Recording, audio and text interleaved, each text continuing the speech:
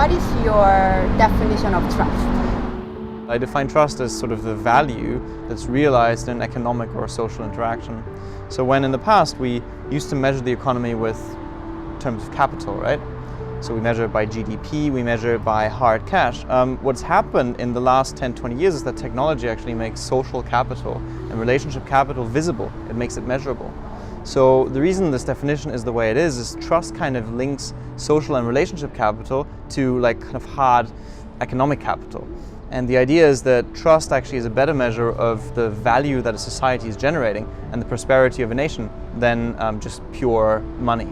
So the idea is that we're redefining trust away from an elusive concept towards something that's very tangibly there to maximize the value that you're able to create.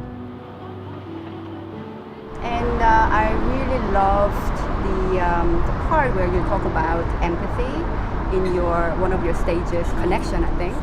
So what are your kind of thoughts in really making use of empathy in the trust building process? If you define value and economic value in terms of trust, it means the more trust you build, the more value you generate. Design thinking then, and kind of the overall aspect of empathy specifically is about making people feel heard, right, and accommodated. But it's also about engaging the customer in the right way, right? So it's being able to actually have a human relationship with a brand rather than a transactional one. And I think we're now moving to a world where, technology that makes trust bridges happen between people actually allows individuals to transact, do business with each other. And we're increasingly getting used to a rehumanization of the business world. So when companies do that as well, it's kind of they're addressing an emerging need, is that we actually want to have human relationships come back into the business world. So companies that are able to provide that are naturally more successful in this day and age.